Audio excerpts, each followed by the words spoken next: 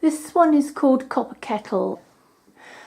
Originally I did a painting and I wanted to see if I could recreate a painting in textile.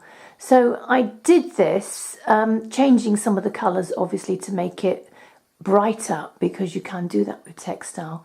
But when I'd finished it, and at the time I'd only done the central piece and I had intended the border to be different, you know, sometimes you finish a piece of work and you just think this isn't happening and you move on to something else, and it sort of sat around my room for quite a long time waiting for me to come up with an idea. And I then padded parts of it to give it a sort of three-dimensional quality, and then it got left again for a while. I've sort of stopped and started this quite a few times, and then I made the border, or part of the border, the orangey bit of the border to start with.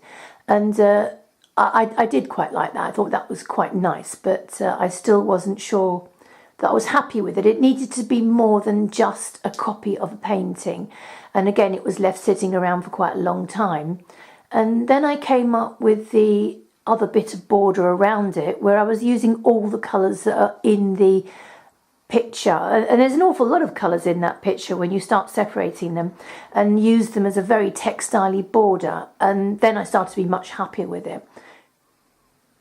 It was quite hard to get a metallic look with the Copper Kettle, and the reflections seemed to be quite odd looking, and I had to take some of them back out again. It's a mixture of all sorts of colours to try and get that look. I've always enjoyed painting china, but this was the first time I'd actually tried to sew china.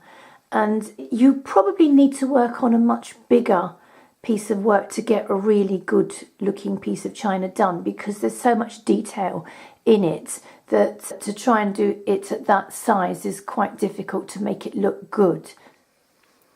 The apples worked quite well in textile. It was all about mixing different appley colours together and then padding them out a little bit to give them a rounded quality. Trying to find enough colours to create white was a bit of a challenge. It takes quite a lot of colours, and you have to go surprisingly quite dark to get all those shadows in there, and there's very little white in the tea towel. It's only really been used where I'm trying to highlight areas.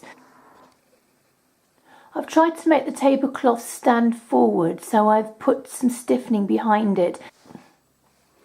When I finished it, I thought the picture bit and I thought the border looked quite nice, but they seemed to me to be two separate things, and I wanted to find a way to make it join together. So what I did was seed through the background of the picture, and I used various orange shades that was in the background so that it would be the opposite to the border. And it helped to flatten the back as well, so that the items in it would stand out more. I used seeding in the background of the orange as well, and using the same colours that are in the background of the picture to give it more of a relationship. The other thing I did was create a frame around the final thing so that it had a really vibrant edge to it and made the whole thing gel together. It's been quite a journey. It stopped and started over the years, but I finally got there.